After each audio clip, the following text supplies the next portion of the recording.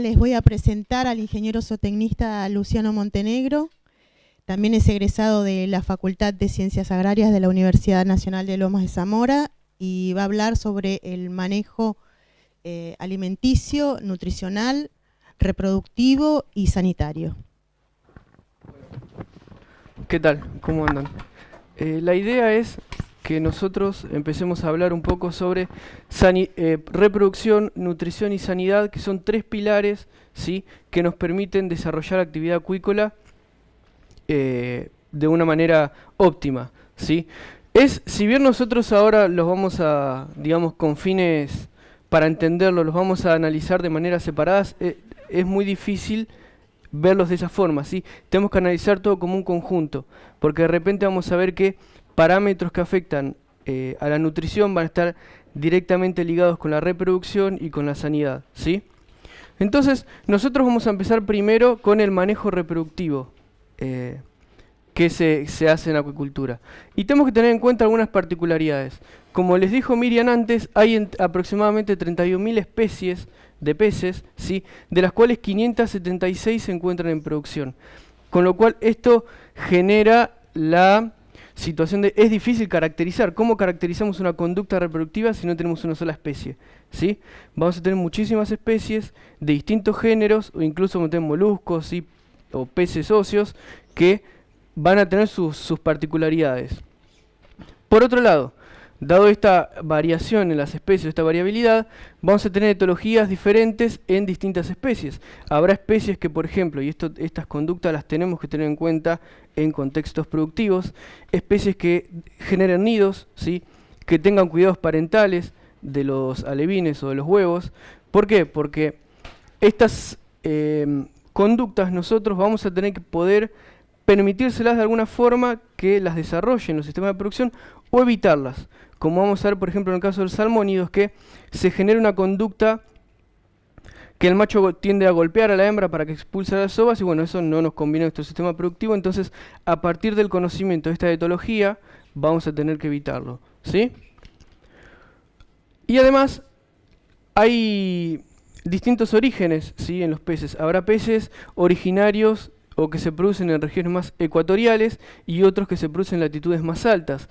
Esto es importante a considerar porque una especie que sea ecuatorial, donde no hay diferencias en las estaciones ni en el fotoperiodo, probablemente tome o haga una lectura de los estímulos ambientales relacionados no a la temperatura y a la duración del día, sino más bien digamos, a un aumento en el volumen de agua producido por la época de lluvias o un aumento de la alimentación. Con lo cual, quizás estas especies no responderían al fotoperiodo como sí lo harían especies que producimos en nuestro país, o en latitudes mayores, que son especies adaptadas a situaciones de diferentes estaciones, con lo cual vamos a tener variaciones en el fotoperiodo, en la temperatura, entonces van a poder responder, ¿sí? Y en general también vamos a tener la situación que de los peces, uno de los dos sexos siempre suele ser más precoz. Y no queremos que pase esto en contextos productivos, de producción de carne. Porque el hecho de que un animal entre en etapa reproductiva cuando tendría que estar creciendo y produciendo carne, nos genera un inconveniente que es la fresa. Y como vamos a ver en nutrición y también en sanidad, la fresa es un evento bastante traumático para los peces y estresante, porque desvían gran volumen de nutrientes a la producción de gametas, además de por sí baja la competencia inmunológica, con lo cual no queremos que se produzca.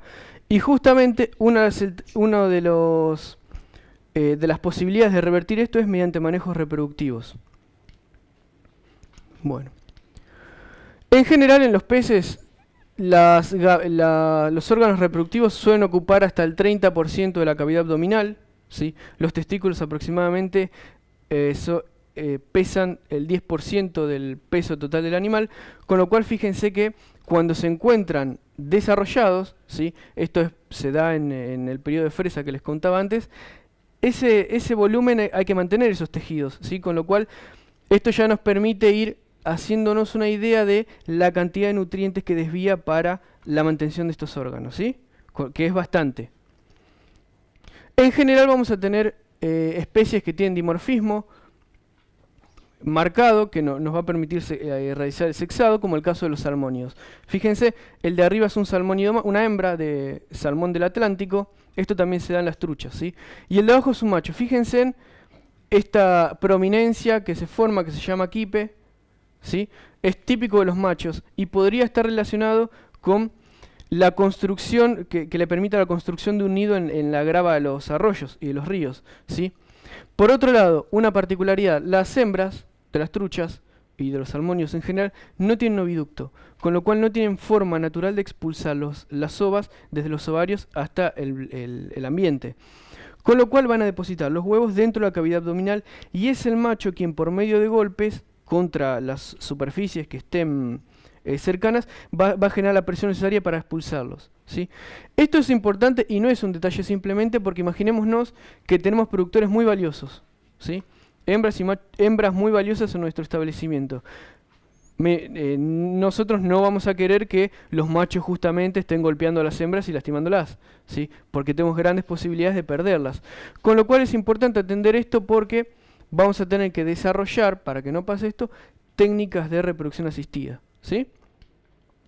Bueno, y hay especies, acá está, los caracteres sexuales, ¿sí? Como los salmónidos. En tilapias se suele dar, que es una especie muy producida en nuestro país, pero es más difícil. La tilapia es una especie que la hembra almacena los huevos, los incuba en la boca durante el periodo de incubación y los primeros días cuando ya eclosionaron. Bueno, lo que solemos observar es un aumento en el volumen de la cavidad bucal. También hay una cierta diferenciación en pacú. No lo marco porque en realidad es bastante sutil. Tiende a ponerse un tono rojizo, una de las aletas o la cola, pero se puede dar como no se puede dar. Y hay otros que no tienen directamente caracteres sexuales secundarios que nos permitan sexarlo, como el caso del pejerrey. Justamente en truchas, ¿sí? Por esta cuestión de evitar que se lastimen los reproductores, vamos a tener que hacer técnicas de reproducción asistida que consisten en inducciones hormonales, ¿sí? Inducciones con hormona femenina a las hembras, estrona, se usa estradiol, y con hormona masculina a los machos, que puede ser testosterona, cetosterona, ¿sí? Vamos a hacer, una vez que se induzcan, aproximadamente a las 12 horas ya van a estar en condiciones, van a haber producido las gametas. Mediante masajeos abdominal vamos a extraer las ovas por un lado y el semen de los machos por otro, y siempre una particularidad de los peces, lo vamos a hacer en seco. Uno que se imaginaría, bueno, vamos a colocar las gametas inmediatamente en el agua, ¿sí? Porque los peces viven en el agua. En condiciones naturales es así, pero pasa un fenómeno que es el huevo, el óvulo, digamos, o la ova, en cuanto entra en contacto con el agua, tiende a adquirir mayor turgencia. Y esta turgencia lo que hace es cierra una micrópila, que es por donde va a ingresar el espermatozoide. Cuando los huevos están en contacto con el agua, tenemos aproximadamente 30 segundos para que se produzca la fecundación, ¿sí? Con lo cual pensemos, estamos en el agua, va a ser quizás, no va a haber una fertilización del 100% de los huevos, va a haber una fertilización mayor. Si nosotros extraemos las ovas, extraemos el semen, los mezclamos en seco, los huevos no se van a hidratar. ¿Estamos de acuerdo? Entonces la micrópila va a estar abierta por más tiempo y vamos a poder generar un mejor homogenato de ovas con semen, ¿sí? Entonces después, ¿qué vamos a hacer? Lo vamos a sumergir en agua, ahí sí se va a generar esta hidratación, le cierra la micrópila, pero nos aseguramos una fecundación cercana al 100%, con lo cual este es un dato muy importante en los peces que no se suele dar en otras especies, porque en otras especies de animales, mamíferos por ejemplo, es muy difícil llegar a que se produzca una eficiencia del 100% de la reproducción con técnicas asistidas, mientras que en los peces no solamente lo alcanzamos, sino que lo superamos, ¿sí? Mediante estas técnicas. Justamente también es importante en los peces conocer cuál es el sexo más precoz. En un ratito vamos a hablar bien de eso, porque lo vamos a intentar evitar. Vamos a ver que hay técnicas para cambiarle el sexo a los peces, ¿sí? Y nosotros vamos a hacer la reproducción asistida y vamos a los salmónidos podemos vender los salmónidos o incluso también el pejerrey y otras especies, podemos comercializar los huevos en estadio de ojos, ¿sí? Pueden ser transportables en un estadio que es más, digamos, resistente. Igual, fíjense acá, les hago un esquema de la reproducción asistida. Hacemos inducción hormonal, ¿sí? 12 horas antes, extraemos mediante, fíjense, una leve torsión abdominal todas las ovas, ¿sí? En seco. Lo mezclamos con el semen, ¿sí? Todo en seco. por 5 minutos aproximadamente. Luego esto se va a incubar por 2 a 3 semanas y vamos a tener estas ovas que yo les contaba en estadio de ojos. ¿Se ven los ojos? ¿Sí? Bueno, en este momento es cuando nosotros lo vamos a poder comercializar o trasladar porque adquiere una dureza tal que permite justamente afrontar este evento del traslado. ¿Sí? Aproximadamente por 2 a 3 semanas. Bueno. Nosotros podemos mediante técnicas controlar, como les había dicho, el sexo de los peces. ¿Por qué? Porque si bien estos animales, como todos los animales, tienen un sexo cromosómico determinado por la presencia de cromosoma XX o XY, ese sexo genético nosotros lo podemos alterar mediante condiciones ambientales como por ejemplo hormonas. ¿Sí? Entonces, podemos invertir el sexo. ¿Qué quiere decir?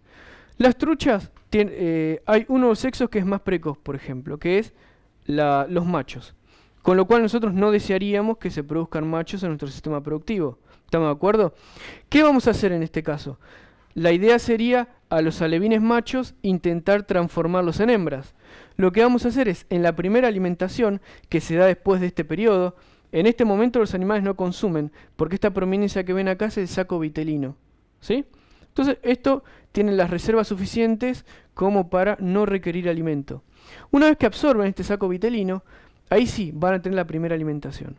Y si nosotros en la primera alimentación agregamos o mezclamos hormonas femeninas en este caso, esos animales van a invertir su sexo.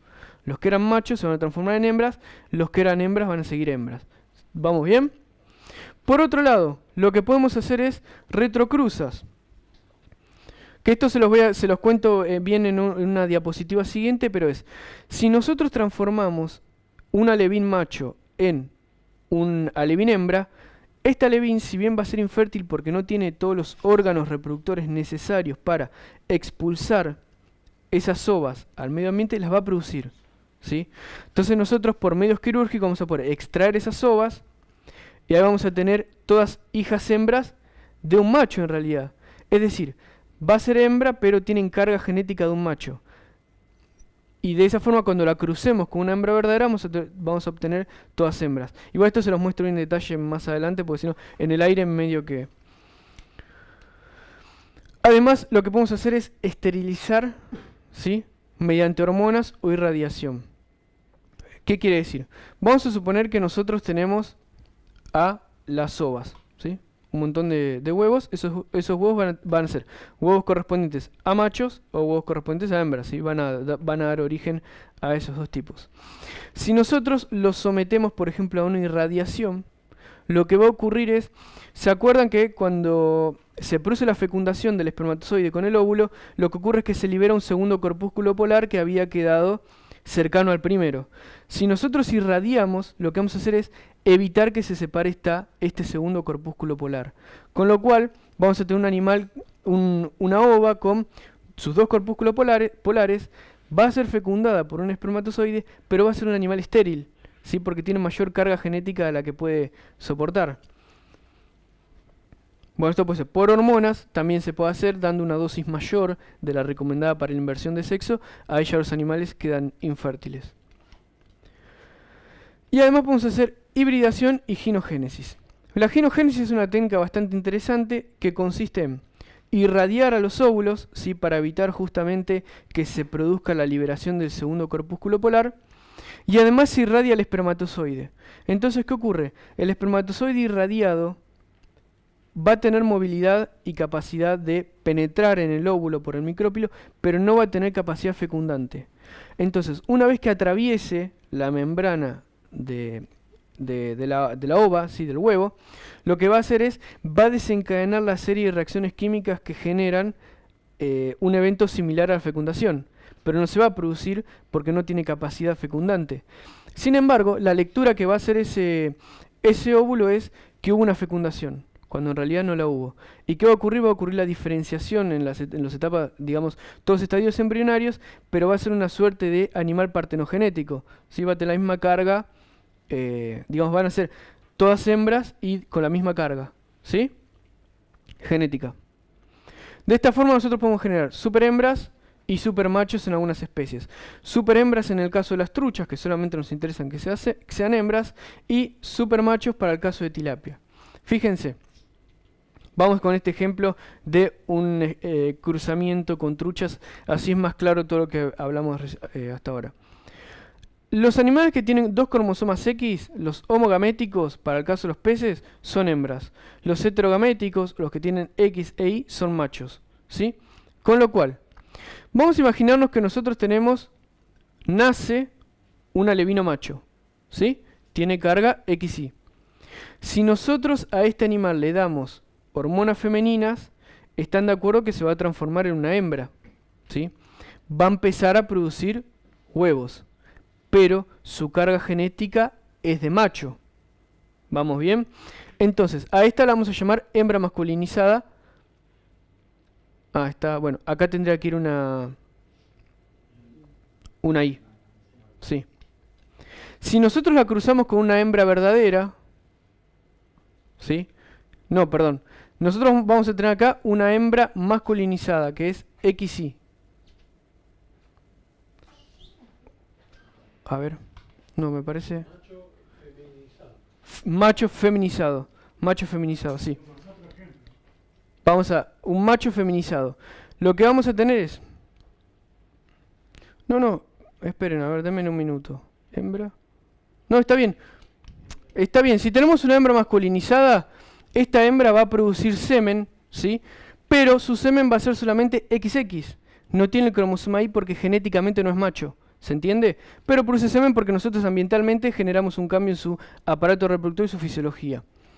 Si nosotros a esta hembra la cruzamos con una hembra verdadera, ¿qué quiere decir? Extraemos el semen, ¿sí?, de esta hembra y lo mezclamos con ovas de una hembra verdadera, este semen tiene XX. Y estos óvulos también son XX. Entonces la descendencia... solamente que podemos tener por cruzamiento y probabilidad, XX, con lo cual vamos a tener solamente hembras, ¿sí? ¿Se entiende? Bueno. Ahora vamos con la segunda etapa, que es manejo nutricional y alimenticio en acuicultura. Voy medio rápido porque son 3 temas y hay que... Bueno, los peces tienen unas características diferenciales con otras especies, que es una mayor eficiencia de conversión.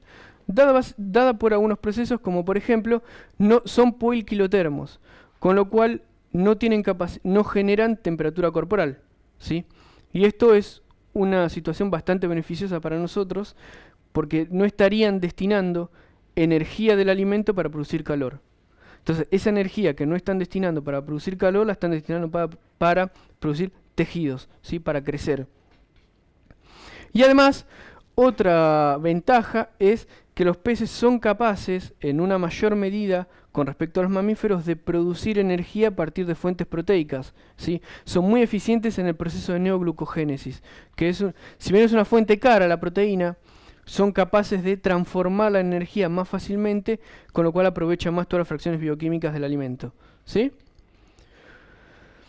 Es importante en los peces conocer el hábito de alimentación y el tipo, es decir, hay que ver si estos animales son herbívoros, son carnívoros, ¿sí?, son plantófagos. ¿Por qué? Pues estamos de acuerdo que todos estos animales van a requerir hidratos de carbono, lípidos, proteínas, vitaminas, minerales, pero los insumos que vamos a utilizar para un herbívoro o para un omnívoro no van a ser los mismos que vamos a utilizar para un carnívoro, ¿sí? Entonces, conocer el tipo y hábito de alimentación nos va a permitir aproximarnos a nos va a dar una idea de los insumos que requerimos para la formulación y elaboración de los alimentos balanceados, ¿sí? Por otro lado, es importante conocer si las especies consumen desde el fondo, ¿sí? Si las especies consumen como estas, cuando el alimento está en superficie, cuando el alimento está cayendo a lo largo de la columna de agua. ¿Por qué? Podemos tener una partícula con la composición ideal o el alimento con la composición ideal para una determinada especie, pero esa especie consume desde la superficie. Y nosotros generamos un alimento, un peleteado que se hunde rápidamente. Ese alimento no va a ser aprovechado, porque la especie no tiene ese hábito de alimentación. Entonces, conocer cuál es el hábito de alimentación nos da una idea de el proceso tecnológico que le vamos a aplicar a los insumos que ya nosotros determinamos a partir de conocer el tipo de alimentación para generar un alimento que se adecue a las exigencias del animal, ¿sí? Entonces, por ejemplo, si es un animal que consume desde la superficie, bueno, utilizaremos la tecnología de extrusado, que es aportarle mayor porosidad a la partícula, con lo cual va a estar mayor tiempo en flotación, o si no, si come desde el fondo, peleteado, ¿sí? O si no, mientras cae, también hay que considerarlo. Es muy importante también en los peces conocer factores ambientales y físico-químicos que afectan a la alimentación. Esto quizás parecería redundante, pero nosotros tenemos que tener en cuenta que los peces viven en un ambiente que nosotros no conocemos. Lo podemos estudiar, pero no entendemos porque no vivimos en el agua. Nosotros podemos inferir muchas cosas para animales terrestres, pero en animales acuáticos es más difícil, porque además de el estrés y otras situaciones fisiológicas que vamos a ver más adelante, hay otros factores físico-químicos del agua, como por ejemplo la concentración de oxígeno, la concentración de amoníaco, la concentración de dióxido de carbono, la salinidad que haya en el cuerpo de agua o en el tanque, que esto va a determinar que el animal coma más o coma menos. La temperatura, ¿sí? Y además, siempre es importante observar el comportamiento de los peces. Nosotros podemos estimar mediante cálculos, conocemos cuál es la densidad de animales en nuestro tanque, conocemos el peso aproximado, podemos estimar los gramos o los kilos de alimento que vamos a entregar por día, ¿sí? Y entregarlos simplemente. Pero es muy importante la observación de los animales, porque muchas veces ocurre que por X factor, vamos a suponer, se estresaron, ¿sí? Porque pasó un animal extraño o porque hoy entró una persona distinta. Entonces esos animales vamos a suponer que en condiciones normales consumen, les digo un valor, 1 kilo de alimento, ¿sí? Hoy los animales están estresados, yo me guío por las cuentas, les entrego 1 kilo de alimento. Estos animales por su estrés consumieron 500 gramos. Hay 500 gramos que se van a ir al fondo. 500 gramos que son caros, vamos a ver, dependiendo de la especie, que en general producir alimento es caro por los niveles de inclusión de harina de pescado y proteínas que requiere. Entonces, estos 500 gramos que se fueron al fondo probablemente no sean aprovechados por los peces. Y encima hay una complicación, que va a haber actividad oxidativa de las bacterias, ¿sí? Esta materia orgánica al oxidarse va a requerir oxígeno. Entonces, ese oxígeno esas bacterias van a empezar a competir por el oxígeno con los peces también, con lo cual tenemos el riesgo de pérdida económica por el desperdicio de alimento, pero encima los animales pueden morir porque esa materia orgánica en descomposición consume oxígeno. ¿Se entiende? Por eso es muy importante la observación de los animales en todo momento y especialmente en la alimentación, porque además nos va a permitir de repente detectar sintomatologías de alguna enfermedad, ¿sí? O algún otro trastorno que siempre vamos a ver, es mejor prevenirlo que atacarlo, ¿sí? Bueno, la alimentación de los peces la alimentación y el crecimiento de los animales está por supuesto influenciado por el metabolismo. ¿Cuáles son los factores que influyen en el metabolismo de los peces? El primero y principal, la talla de los animales. Lo que se encontró es que en general la tasa metabólica es inversamente proporcional a la talla de los animales. Y esto es un dato útil porque nos permite inferir que los animales en periodos iniciales van a tener una mayor conversión de alimento, ¿sí? Van a ser más eficientes. Temperatura del agua. Por esta cuestión que los peces no son capaces de generar y mantener una temperatura corporal, todas las reacciones químicas que se produzcan en su interior van a estar reguladas por la temperatura externa. Entonces, va a ir aumentando, ¿sí?, el metabolismo y también el crecimiento y consumo de alimento en la medida en que nosotros vayamos aumentando la temperatura, siempre y cuando nos mantengamos en el rango óptimo para la especie, ¿sí? Contenido de oxígeno disuelto, esto es muy importante. Los peces requieren oxígeno para cumplir sus funciones vitales y para generar todas las reacciones químicas de oxidación que se producen en la digestión, ¿sí? Entonces, si no hay suficiente contenido de oxígeno en el agua, los animales van a, primero y principal, dejar de comer porque van a priorizar poder llevar a cabo sus reacciones fisiológicas vitales. Concentración de sales, esto es muy importante en el caso de especies migratorias o el caso de especies de aguas saladas, porque cuando se producen desbalances en la concentración salina del medio en el cual los peces se encuentran, vamos a ver que se producen alteraciones en el consumo o alteraciones metabólicas porque van a empezar a destinar energía en procesos fisiológicos de osmorregulación. Y eso, lógicamente, estarían destinando o particionando nutrientes y energía a un proceso que antes no tenían que hacer, con lo cual la conversión va a bajar un poco y el consumo quizás también. ¿Sí? Ayuno. Los peces, digamos, los peces son capaces de tolerar periodos extendidos de ayuno con el inconveniente lógico de baja el crecimiento y además la calidad se genera una serie de eventos que repercuten negativamente en la calidad de carne. ¿Sí? La fresa, que es el periodo reproductivo, nosotros no queremos que se produzca esto porque en este momento los peces, en lugar de crecer, van a estar destinando toda su fisiología o su maquinaria fisiológica, va a estar destinando los nutrientes para crecimiento de gametas y para el mantenimiento y crecimiento de los órganos reproductivos. ¿Sí? Todo lo que deje de destinar nutrientes para el crecimiento de tejidos corporales, es decir, de engorde, nos va a representar una pérdida económica. ¿Sí? Por eso era importante en reproducción estudiar en qué animales se da, qué animal es más precoz, porque justamente tenemos que evitar la fresa. ¿Sí? Y el estrés, lógicamente, un animal estresado no come. ¿Sí? Vamos a ver en los peces que normalmente se hacen biometrías, que es hacer mediciones para relacionar el tiempo con el peso, ver si estamos haciendo las cosas bien a nivel nutricional. Bueno, para esto hay que sacar a los peces, pesarlos, medirlos. Esto los estresa y llegan a estar inclusive 15 días sin comer por el estrés. Con lo cual, bueno, son 15 días de detrimento de peso. Es muy importante entonces conocer los requerimientos nutricionales de los animales en términos de proteínas, ¿sí? En términos de aminoácidos. Proteínas son importantes no solamente para el crecimiento. Tengamos en cuenta que los peces crecen gracias a alimento y gracias a una hormona, que es la hormona de crecimiento, que es una hormona proteica. Entonces, si nosotros tienen déficit de proteína, van a tener déficit de un montón de otras sustancias, como por ejemplo hormonas, o por ejemplo mediadores inmunológicos. Aminoácidos son muy importantes porque suelen ser, además de formar tejidos, cofactores para muchas otras reacciones, como por ejemplo si falta la prolina, que es un aminoácido esencial en el crecimiento. Bueno, la prolina está involucrada junto con la vitamina C en la biosíntesis de colágeno. Entonces, si nosotros tenemos déficit de prolina o de triptofano, por ejemplo, los animales van a dejar de crecer porque no se forma colágeno. ¿Sí? Lípidos.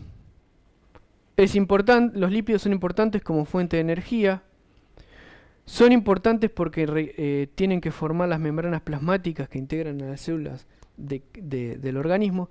Y además, fíjense que nosotros podríamos hablar de lípidos y ahí incluir a los ácidos grasos, pero en los peces los ácidos grasos pasan a tener que analizarse de manera separada, porque hay peces, especialmente los marinos, ¿sí?, y carnívoros, que requieren en la dieta aporte de ácidos grasos de la serie N3, los llamados omega 3, omega 6, no solamente porque después a nosotros nos van a hacer bien a la salud, sino porque estos ácidos grasos van a formar un montón de mediadores, ¿sí?, mediadores químicos, mediadores inmunológicos, van a generar hormonas en los peces que son muy necesarias. Entonces, también los tenemos que analizar de manera separada y utilizar insumos que los aporten. Vitaminas son importantísimas porque suelen ser antioxidantes, cofactores para muchas reacciones, por nombrarles alguna que es de gran aporte, de gran necesidad por parte de los peces, que es el ácido ascórbico, vitamina C, es una vitamina hidrosoluble. Esta vitamina influye en un montón de reacciones, porque por un lado favorece la síntesis de colágeno, favorece la expulsión de colesterol por parte de las sales biliares cuando se conjuga con la taurina, favorece también la eliminación de radicales libres en acción sinérgica con el tocoferol, que es una vitamina liposoluble, entre muchísimas más, ¿no? Crecimiento, formación de las escamas, de las aletas. Los minerales también son muy importantes, y no solamente calcio, fósforo y hierro, sino también el cobalto, también yodo para especies marinas. También, bueno, vamos a tener que estudiar los procesos tecnológicos para la elaboración de los alimentos. Y acá, ¿qué nos preguntamos? ¿Se acuerdan cuando dijimos en reproducción que podíamos, mediante hormonas y alimento, cambiar el sexo de los alevines? Acuérdense en aquella foto el tamaño de los alevines. Un pez recién nacido. ¿Cómo hacemos nosotros para que en la partícula que es capaz de ingerir ese animal estén todos los nutrientes que necesita? Y encima las hormonas. ¿Sí? Entonces acá tenemos que atender a los procesos tecnológicos para poder generarlo. O, como se hace en general, recurrir a lo que se denomina alimento vivo. ¿Sí? Dar en los primeros estadios, en los estadios larvales y de crecimiento, fitoplancton, zooplancton, artemia, ¿sí? Microcrustáceos y organismos que en su composición tengan los nutrientes que estos animales requieren y el tamaño que son capaces de ingerir. Bueno, acá, como les decía, fíjense, la mayoría de las especies en los primeros estadios consume alimento vivo. Y bueno, justamente relacionado con estos dos ítems, en el caso particular de alevines y larvas en su primera alimentación, bueno, tenemos que ver esto. ¿En qué momento vamos a alimentarlos por primera vez? Porque hay que tener en cuenta que ellos hasta mientras tengan el saco vitelino no se van a alimentar, con lo cual si nosotros aportamos alimento en ese periodo, estamos teniendo un problema económico porque no va a ser aprovechado. Y encima recuerden, alimento que sobra es alimento que consume oxígeno. Oxígeno que se le puede sacar a los animales. ¿Sí? Y además el tamaño de partícula, los nutrientes. Bueno. Requerimientos nutricionales. Hay gran variación dentro de la especie y a lo largo del crecimiento entre especies.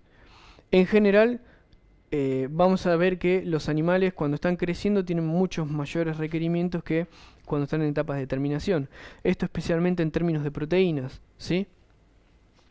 Entre especies, bueno, los animales carnívoros de por sí requieren mayor porcentaje de proteínas y requieren determinados insumos derivados de otros peces porque justamente no tienen capacidad enzimática para atacar otra fuente de proteínas o hidratos de carbono como podrían ser la celulosa o el almidón. ¿Sí? Por eso entre especies también hay gran variación de requerimientos. En general van a requerir elevados porcentajes de proteínas al inicio, con lo cual se encarece el costo del alimento. Tengamos en cuenta un pez en iniciación o un juvenil requiere hasta 50% de proteínas en la dieta. Fíjense, es un valor bastante elevado. Hay requerimiento específico de ácidos grasos en especies carnívoras de agua salada. Y acá 2 minutos paro solamente para decir que hay ácidos grasos que los peces son capaces de producir mediante otros, ¿sí? Consumen precursores, producen los productos que son para su propio metabolismo. Hay especies como las carnívoras y de agua salada que no son capaces de producirlos, con lo cual si nosotros aportamos los precursores químicos no los van a aprovechar, entonces tenemos que dar los productos, ¿sí? Atender a esta demanda y dar insumos en la dieta, como el caso de la harina de pescado, que provean a los animales de estos ácidos grasos que requieren. Hoy en día, justamente a partir de esta situación de que los peces carnívoros requieren gran porcentaje de proteínas y que esas proteínas derivan de la harina de pescado, justamente las áreas de investigación prioritarias son aquellas que estudian la sustitución de harina de pescado por otros insumos de origen vegetal, ¿sí? Porque parecería ser que habría cierta adaptación metabólica para aprovechar proteínas, hidratos de carbono y lípidos especialmente de fuentes distintas a las fuentes de carne, ¿sí? De harina de pescado, por ejemplo. Y otra situación que está en creciente estudio, los antioxidantes. Nosotros inmediatamente en nuestra mente decimos pescado, omega 3, carne sana. Bueno, para que la carne sea sana y el pescado tenga mucho omega 3 necesita antioxidantes porque si no se rancian los lípidos. Entonces, hoy en día, ¿qué se está estudiando mucho en nutrición de animales? La utilización de antioxidantes naturales, ya sea por medio de vitaminas o de metales, como el caso del selenio, por ejemplo, para justamente primero generarles un beneficio a su salud, la salud propia de los peces, mantener la integridad de sus membranas y tejidos. Y por otro lado, para nuestra salud, porque si los animales comen antioxidantes, los acumulan y después los comemos nosotros. ¿Sí? Bueno, algunas recomendaciones prácticas. Si bien siempre es necesario estimar la cantidad de alimento requerido de acuerdo con peso y densidad de los animales, lo que hablábamos al principio, para saber cuánto alimento vamos a tener que entregar por día y estimar los volúmenes de alimento que vamos a requerir, siempre acuérdense observar a los animales, ¿sí?, para ir ajustando. Si nosotros entregamos lo que corresponde y los animales siguen requiriendo alimento, le vamos a seguir entregando alimento, porque están engordando, recuerden. Si nosotros entregamos parte del alimento y falta todavía para que alcancemos el volumen diario que tendríamos que darles, bueno, no le demos más, porque si no comen, ese alimento va a caer en el fondo, ¿sí? Y después ya vimos qué problema nos genera. De nuevo, los animales son, los peces, para consumir tienen que tener buen nivel de oxígeno. Un nivel de oxígeno que se ajuste a sus requerimientos o necesidades diarias. Si nosotros vemos que el día está nublado, va a llover, por ejemplo, hay malas condiciones atmosféricas, va a ser un día con baja presión, ¿sí? Días feos es un día de baja presión. Con lo cual, si hay baja presión, va a haber de por sí en el cuerpo de agua menor contenido de oxígeno. Con lo cual, en estos días, especial atención con la cantidad. Vamos a tener que darle un poco menos de alimento. Siempre, de nuevo, observando la respuesta de los animales, ¿no? Por supuesto. De nuevo, no alimentar luego de un evento estresante como biometría, o cambio de tanque o de jaula, porque los animales estresados lo primero que hacen es dejar de comer. Y en salmónidos, en nutrición es una cosa importante, hay que controlar la talla de los peces periódicamente. Porque si los salmónidos son especies carnívoras, salmones, truchas, si el animal más grande supera aproximadamente en 1,5 veces al animal más chico, se lo va a comer, ¿sí? Entonces nosotros tenemos que atender a tenemos que ir haciendo biometrías, pesada de los animales, porque bueno, son datos de importancia práctica. Ojo, el pacú, por ejemplo, es un animal herbívoro, omnívoro, y este también, si están con hambre y hay un pacú más chiquito, chau, el pacú más chiquito, ¿sí? Bueno, ahora vamos a empezar con manejo sanitario, que es muy importante. Y nosotros acá, nuestra perspectiva es siempre centrarnos en la prevención de las enfermedades. Por dos situaciones. Primero, los microorganismos patógenos en el agua se diseminan mucho más rápido que en el aire, ¿sí? Segundo, tenemos que tener en cuenta que los peces al haber más densidades están más cerca unos de los otros, con lo cual el riesgo de contraer una enfermedad es mucho mayor, de contagio. Y encima tenemos restricciones con el uso de antibióticos para la industria de la carne, con lo cual es bastante indeseado que se produzca una enfermedad. Vamos a tener que centrarnos en evitar el problema mediante prevención. Además de enfermedades, bueno, también dentro de este capítulo están las carencias nutricionales, carencias de proteínas, aminoácidos, lípidos, vitaminas, minerales. Vamos a ver, por ejemplo, carencia de aminoácidos, ¿sí?, y vitaminas. Como les contaba, hay muchos aminoácidos que intervienen en la síntesis de colágeno. Y bueno, cuando el animal está creciendo, primero son cartílagos los huesos. Antes de ser huesos son cartílagos. Ese cartílago tiene gran porcentaje de colágeno. Si no está el porcentaje adecuado de colágeno, porque no están los precursores, bueno, la osificación va a fallar. Fíjense, ¿ven las desviaciones de columna? Otra cosa, el colágeno interviene, esto es vitamina C, fíjense.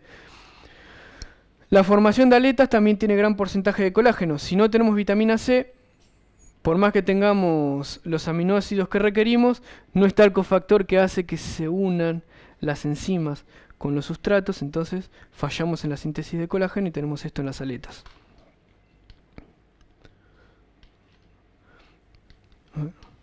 Bueno, en los peces el estrés es muy importante. Fíjense, nosotros si vemos esta foto, ya nos damos una idea, gran cantidad de animales muy juntos, están como con un estrés latente, por decirlo de alguna forma, porque hay competencia con el alimento, están una natación continua, pues imagínense un tanque redondo y los animales todos nadando, se genera una corriente de agua, y es toda una natación constante, ¿sí?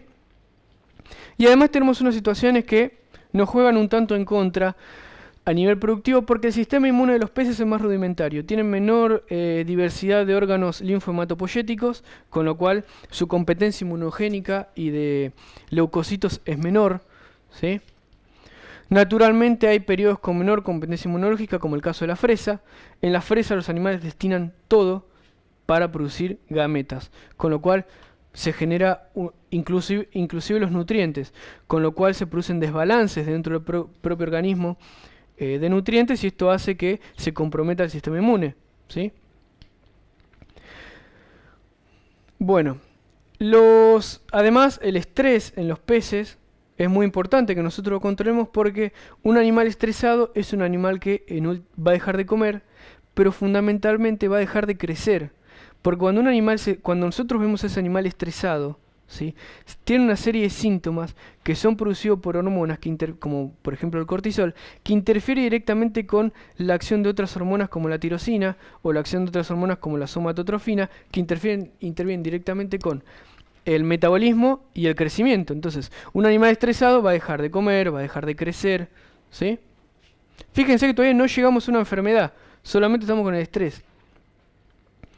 Y actualmente, si miren estos sistemas intensivos, tenemos elevadas densidades, alimentaciones periódicas, competencia, pues nosotros o un alimentador llegará acá o llegaremos acá con el alimento, pero tenemos toda una superficie de tanque. Entonces, los peces, ¿qué le va a pasar? Esto. ¿Ven? Se van a acumular y va a haber peces que van a comer más, peces que van a comer menos, ¿sí? Entonces se va observando esto que se denomina emaciación de los animales, que es alguno va quedando más rezagado, va comiendo menos, y bueno, eso también genera estrés. Y un animal que se estresa y se enferma, probablemente va a enfermar al resto.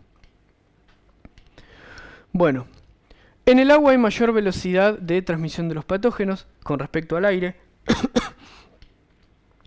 Hay muchos microorganismos oportunistas en coexistencia con los peces.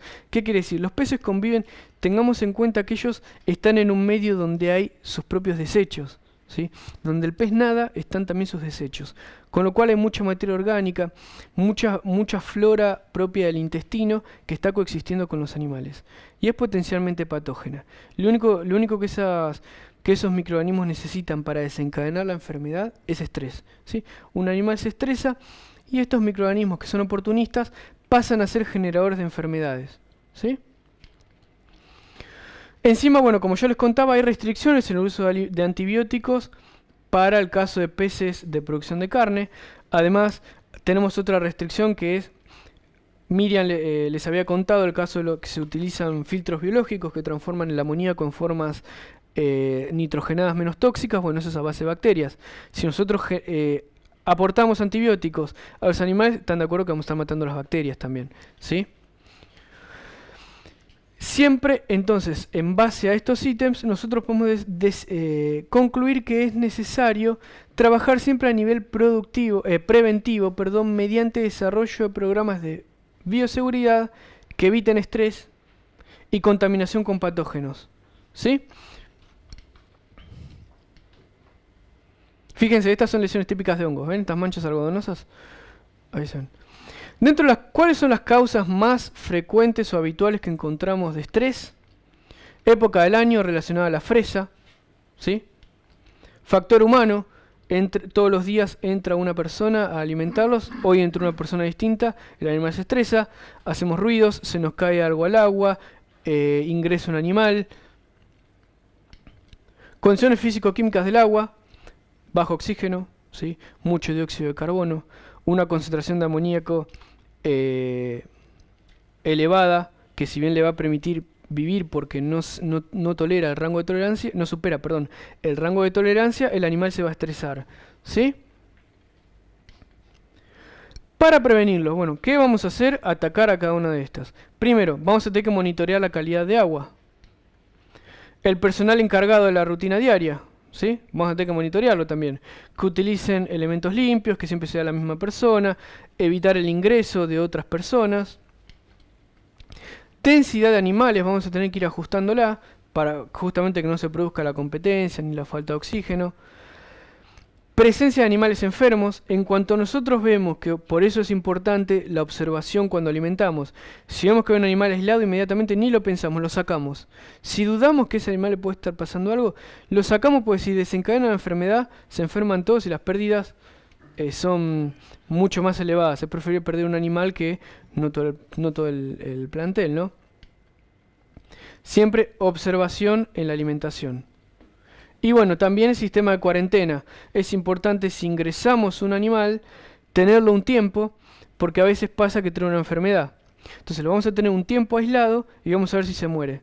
¿Pero eso alcanza? No, no alcanza, porque a veces pasa que un pez de una determinada región está de repente acostumbrado a un determinado tipo de parásito. Entonces ese pez coexiste con el parásito en perfectas condiciones. Si nosotros lo mezclamos con nuestros animales, que puede ser que no tengan resistencia a ese parásito, se van a morir todos, ¿sí? Entonces, ¿qué vamos a hacer? Cuarentena para ver que no se mueran, pero además vamos a mezclarlo con algunos animales nuestros para ver si no hay alguna enfermedad latente para la cual ellos son resistentes. ¿Cómo prevenimos enfermedades? Evitar estrés, ¿sí? Controlar el factor humano. Eliminar animales con signos de enfermedad, es decir, animales que se aíslan del cardumen, posiciones raras. A veces pasa que los peces, por problemas de vejiga o por problemas neurológicos, nadan en posiciones raras. Bueno, los descartamos a esos animales. Formas de natación no habituales. Lesiones en las escamas, sí, en general lesiones de tipo ulcerativa corresponden a bacterias o virus, lesiones tipo algodonosas a hongos. Sistemas de recirculación independiente, imaginemos que nosotros tengamos que aplicar antibióticos a un tanque. Bueno, tratemos que el agua de ese tanque no ingrese, no se mezcle con la de otros tanques, como para que podamos, por un lado, medicar al tanque particular, y por otro lado, evitar que se diseminen enfermedades o incluso los propios antibióticos que les estamos dando, ¿sí? Cuarentena de animales nuevos. Bueno, y cuarentena de animales nuevos. Conclusiones y consideraciones acerca de los temas. Bueno, primero, ¿están de acuerdo que en la explotación acuícola vamos a tener que analizar todos los aspectos de nutrición, reproducción, alimentación y sanidad? Ya vimos que todo se relaciona con todo, y la verdad que estudiarlos de manera aislada simplemente tiene que ser con fines de comprensión, pero nosotros tenemos que analizar el conjunto. Conocer hábitos reproductivos de la especie, ¿sí? Para utilizar, si es necesario, alguna técnica de reproducción asistida, siempre acuérdense de las truchas. Mantener el agua de los animales con los parámetros requeridos por la especie, porque si nosotros los cambiamos, el animal se va a estresar, ¿sí? Y esto va a generar una menor respuesta inmune. Siempre, bueno, cubrir los requerimientos nutricionales y requerimientos alimenticios diarios, a partir de la entrega de alimentos y características del agua, ¿sí? Esto, digamos, podemos hacer a modo de cierre y de conclusiones, que es más o menos lo que estuvimos hablando.